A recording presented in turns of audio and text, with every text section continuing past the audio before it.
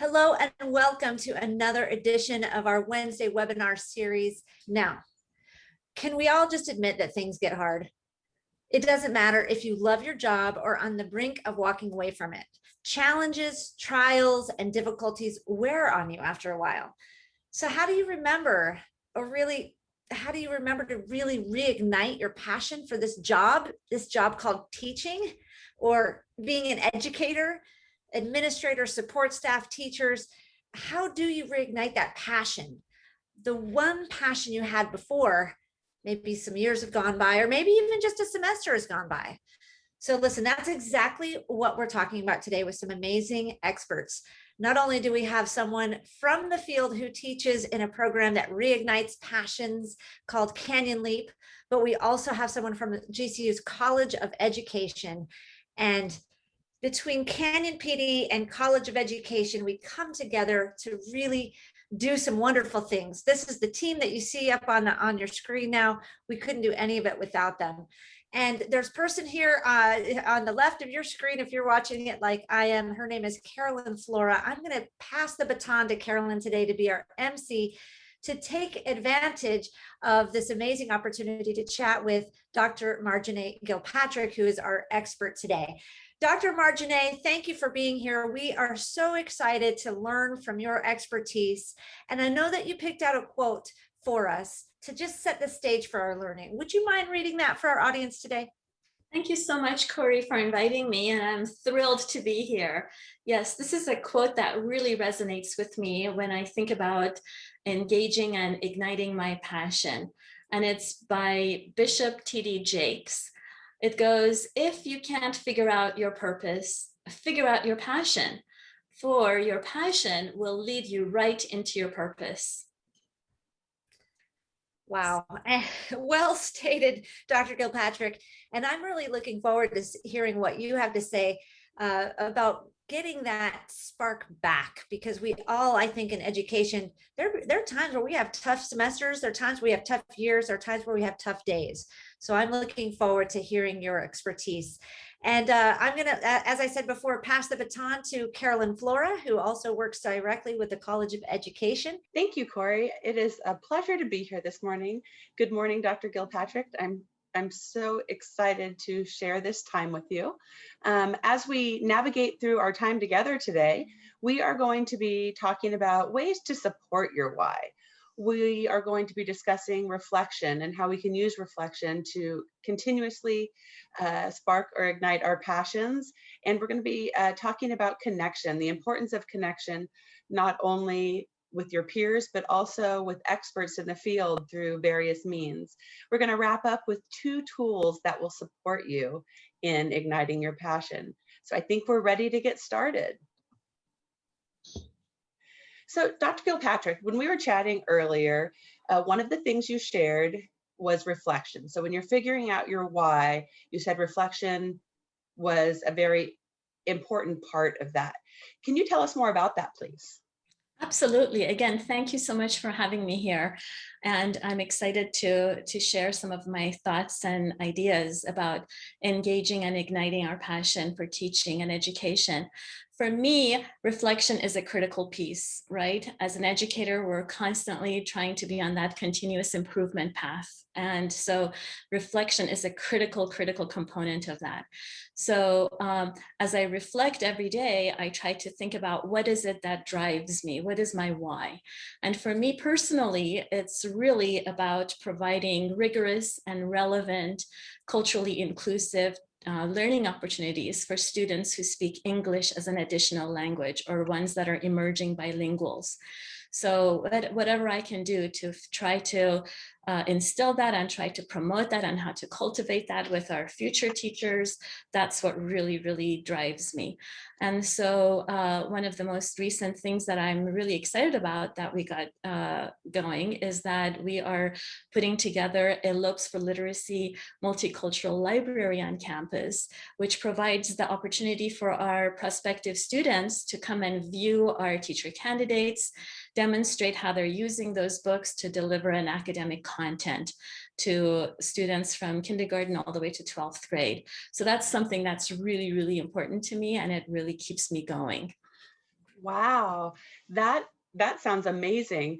Um, I I have to agree with you. I know that I learned throughout my career that reflection is definitely the key to success. In fact, when I work with new teachers, I always tell them the difference between a good teacher and a great teacher is the ability to reflect on what you're doing and to move forward. So thank you for sharing that. Now, I have to say, we probably have some people out there saying, this sounds great. I love the idea, but how do I find time to do this? I'm really busy. That's a really, really good question. And yes, I totally agree. We're all busy. We have so many demands on our time, not only professionally, but also personally. We have to have a balance between our work-life balance. So for me, when I find the time is something that I learned from Don Davis, who's an expert storyteller when I was learning how to become a storyteller myself. And he recommended that that I have a journal that I put by my bedside. And right before I go to bed, I try to find 5 minutes, only 5 minutes that it takes, that I write down for that day what I did that was really exciting. And I really want to emphasize the part about things that were exciting and things that were meaningful. And that is because our research shows that our minds are automatically driven to find negative things, right? Things that are not so good, not so exciting. We're wanting to always vent, so to speak. But if we try to train our brain to really focus on the positive things and the exciting things that happened, then we are able to reflect and to try to be on that continuous improvement path and or the growth mindset. And so I just write down 4 or 5 things that were really exciting from the day, and then a second paragraph, short paragraph, about how I felt about the whole thing, and if I have any more plans to maybe continue what I started that day. So it just keeps me accountable. It keeps me still rejuvenated, so to speak, and I'm able to carry on and keep reminding of why I'm doing that. Dr. Gilpatrick, I think it's a wonderful idea, and we can't even move on without reminding everybody about the research and how reflection is so powerful in helping individuals make change. When we take time to reflect, growth just occurs. And I heard you say in your journal, sometimes you'll just bullet some things. I think that's something great to share, because we might not even have the energy in us to write a paragraph or to put a lot of details, but you mentioned just bulleting. Yeah, just a bullet journal. I learned this from my little niece. She said, "Oh, I bullet journal." I'm like, "What is bullet journaling?" And she said, "Oh, I just write down words that will remind me of what I was thinking." And so it could be as simple as phrases or words that you write down. And again, that just sparks your memory to go on and to think more about what you were thinking about. And then for me as an academician, it's really fun and cool to write these down and then go back and maybe write an article about it and to publish it and to get other people interested and engaged and continue in that work. That is an amazing idea. I have a lot of journals that I have kept, and what a wonderful idea to go back and revisit them and actually make them into an article or a piece that you could share with others. Because as we know, as educators, or just as humans, right, we share so many experiences, and it's always validating and makes us feel good to have somebody else share their experience with us and us be able to say, wow, okay, I'm not the only one going through this. So that's a wonderful idea. So we've talked about reflection. You also mentioned that connection is very important. Tell me about that. Yes. So connecting, you mentioned about, when we write articles and we read articles. So that's a way to establish that connection, to find a community. And so establishing and finding those connections is really, really important. So for me, connecting with like-minded individuals who are passionate and excited about teaching is key. People such as yourself, Carolyn, Corey, who's always also at the beginning of this episode, Those are all very, very important. Recently, I started a new pilot project, an initiative that's now going strong, and to extend the Educators Rising initiative and program that teaches high school students to explore and engage in education and teaching profession, to take it to middle school and junior high level. So I was able to connect with this amazing, enthusiastic, wonderful social studies teacher who's been teaching for the last 23 years. And when I told her about the initiative, she was so excited and she said, yes, I want to do this. I'll do it. I'll find my students that show that potential, and I'll put them together and I'll bring them together. And oh my God, this is so exciting. And they were able to meet, and it was just, so anytime I need a pick me up, I just pick up the phone and call Jill, and she's just full of energy and like an Energizer bunny. And she's so excited about what she's doing. So that kind of keeps me also engaged and fuels my fire and keeps me going. Well, Dr. Gilpatrick, like you, I work with a lot of new teachers. And although they have a lot on their plate, the one thing that I always walk away from after I have meetings with them is that connection and that spark, because nobody has that spark like a new teacher does. So excited to get into the classroom. And so it's really nice when you have those relationships, even if you're a seasoned teacher, to support those new teachers, because you both bring something to that relationship and you keep each other on your toes, spark going, and just really excited to be an educator. So thank you for bringing that up. That was something that I hadn't considered. Exactly. So in the area of connection, you also mentioned virtual support. What do you mean by that? You know, we're so fortunate that in this day and age, we have so many resources that are available to us online and virtually. So I'd like to share a couple that really I enjoy. One of them is our College of Education podcast called Top of the Class. It's hosted by our Dean, Dr. Meredith Critchfield, and our Assistant Dean, Emily Pottinger. And they have episodes that are maybe 20 to 30 minutes long, and it's all about tips and resources that are fun for educators to explore. So that's exciting. And then the other one that I really enjoy are YouTube videos and other podcasts. One that I'm recently really excited about is by Brene Brown, Dare to Lead. There's a really impactful talk that she gave at South by Southwest a few years ago, and it's about dare to lead and the critical conversations that you can have with students. So it's really, really something that's very thought-provoking and fun at the same time, and so it just ignites my passion and it reminds me as to why I'm doing what I'm doing. So those are exciting ways to keep connected and to stay connected. So I'm going to have to come clean here. I'm a little bit of a YouTube addict in a good way, right? Like you said, I watch tons of educational videos on YouTube, and I know one of my favorite people to watch is Dylan William. So when I work with a lot of teachers, they're not usually as excited about assessments as you would like them to be. And I have found that his YouTube videos, he's a little dry sometimes, but the humor is just there, and everything he says is so relatable. And when I walk away, I think I want to go give an assessment. Like, I really understand it. So making that connection with somebody, even on a YouTube video, it's amazing how it can really, really spark ideas and make you want to go out there and try something new. Right. Now, in addition to talking about reflection and connection, there are some tools that you would recommend. And I was so excited when you shared this tool, because books have been around forever, right? So yes. One tool you shared was books. Tell us about that.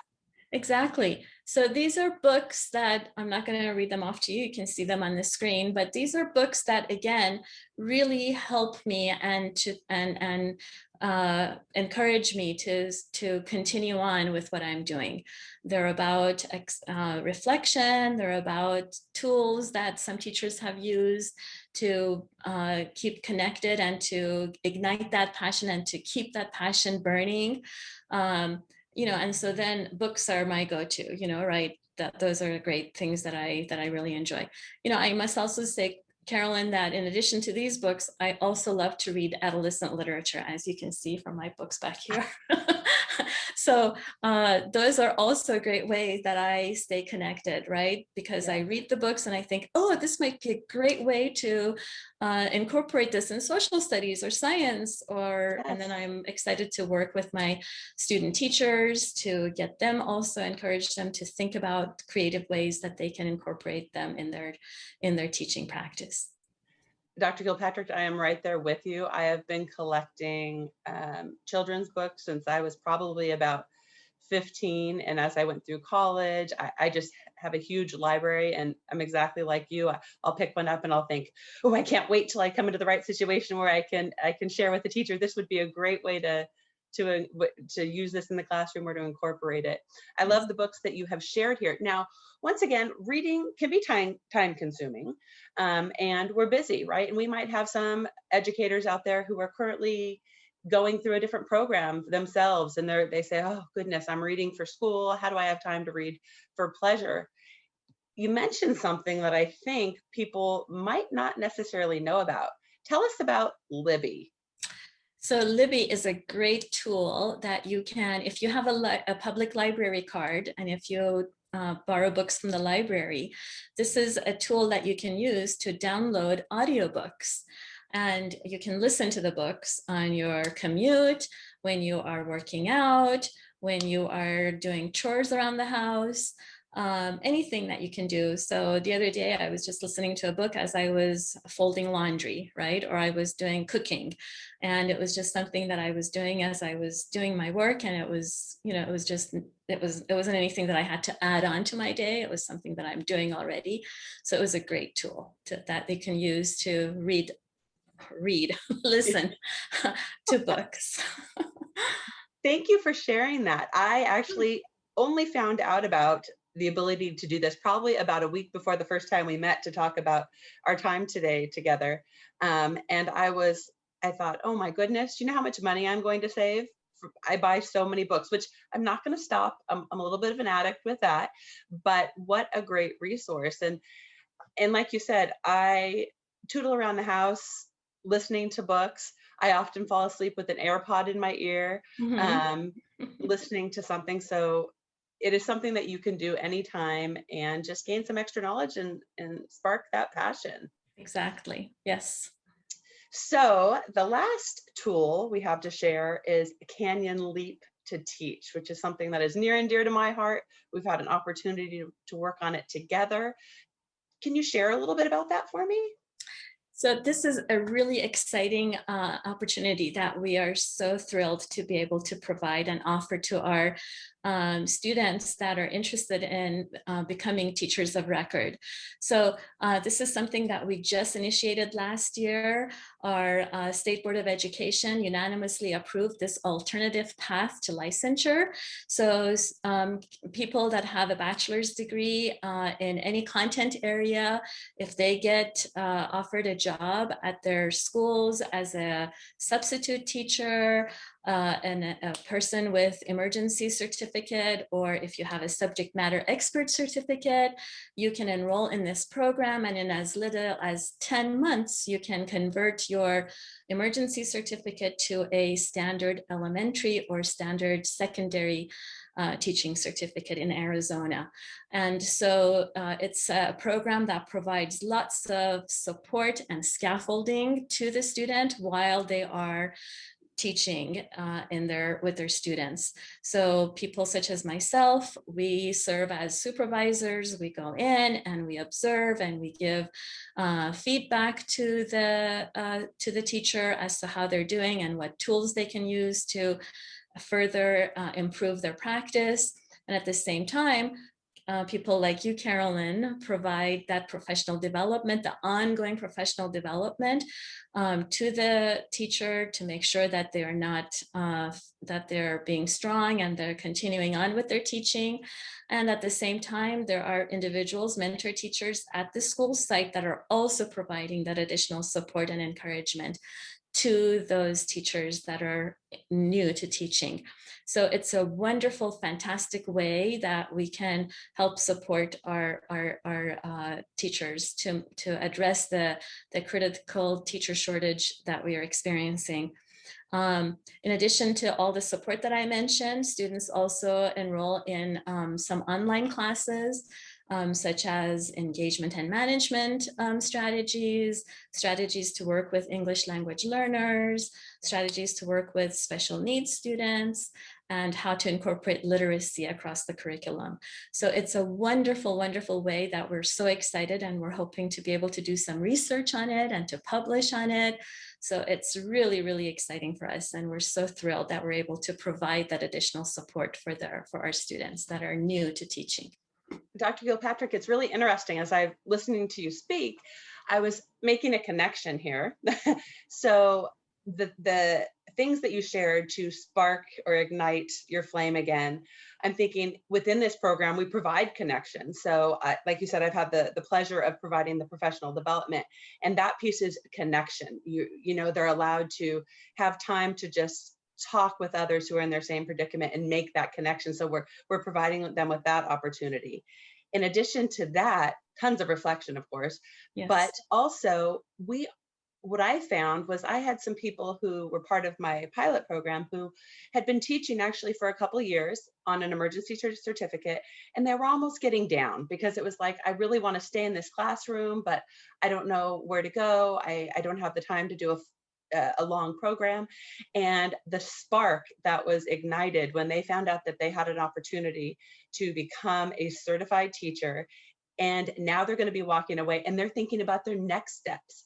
So they are continuing to grow and just ignite.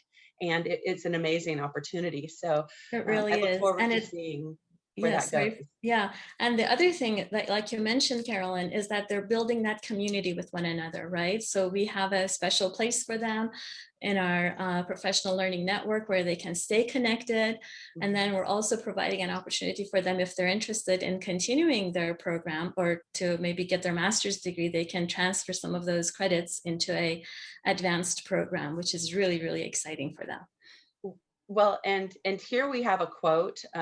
We have many very positive, just really touch my heart quotes, but this one just really stood out because I think it goes along with what we're talking about today, right? The importance of always staying motivated, staying excited about being an educator. And here, this person just shared that their experience in our program just filled them with gratitude, having this opportunity. And I love the end, that I learned so much and now feel completely qualified to continue on in my dream job.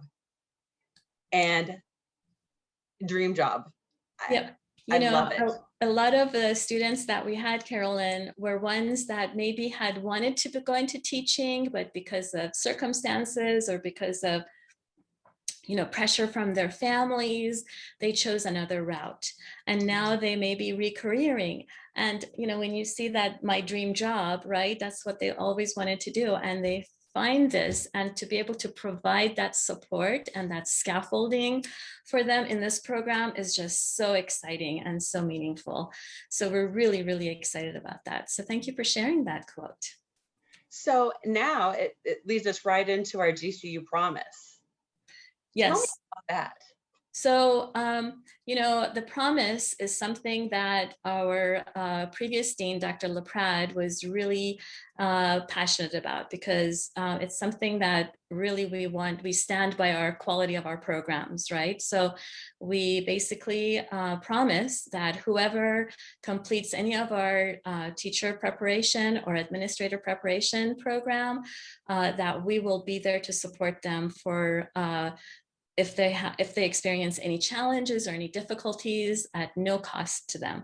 So maybe you might be struggling with, you might have a teacher that might be struggling with classroom management. So all they would have to do is to send an email to us at coepromise@gcu.edu, and somebody like me or another one of our faculty members will reach out, have a conversation, figure out what's going on, maybe go shadow them, maybe then to come up with a solution. Maybe it could be that they have to take a class, a refresher class on scaffolding or differentiated instruction. So they would just take that class at no cost to them, and we would be there to support them to make sure that they are successful. And you know, not only is this an amazing offer for our graduating students, but also I know in my experience working at the school district level that this is also very enticing for administrators, because they know that if they hire our graduating students, that basically they have a warranty, right? We're going to come out and we are going to make sure that they are doing a good job, and we're there to support them if they have any hiccups. So, you know, that gives you an advantage when you're out there applying for those jobs as well, I'm sure. Absolutely. Yes. It's a really great opportunity and a great differentiator. Yeah. For us. Yes. Great. And so I also wanted to kind of share that, you know, in College of Education, we're all about connecting. So here are some ways, and multiple ways, that you can connect with us. And so all you have to do is just open up your camera icon on your phone and click or point to any of these QR codes, and you can stay connected with us and to come up with some ideas to advocate, to get refreshed, get renewed, get rejuvenated. Wow. That is a lot of information, a lot of great places to visit. Dr. Gilpatrick, I can't thank you enough. You shared so many great tips, tricks, ideas, tools. For myself, even as a seasoned educator, I know that you've reignited my flame, and there are a few things that I want to go out there and just jump into. So thank you so much for being here with us today. We all need this. So remember, you have all of these resources available to you. You will have this later. You can go ahead, you can check out all of these resources on this page. In addition, we also wanted to mention to you a Spark U. So if you have any teachers who you think just need that extra boost, you know, times have been a little challenging, and maybe we just need to help our teachers reignite. Please visit sparkuonline.com and you can sign them up for some great professional development. Last but not least, we want to share with you here at Grand Canyon Professional Development our why: to empower, educate, and inspire our community so that you can then turn around and fulfill your purpose and serve others. We hope you're taking away something today. You're able to turn around and inspire somebody else and reignite your passion. So for more free PD, go ahead and register, and we hope to see you again soon. Thank you again, Dr. Gilpatrick. It was a pleasure, and have a wonderful day. Thank you so much.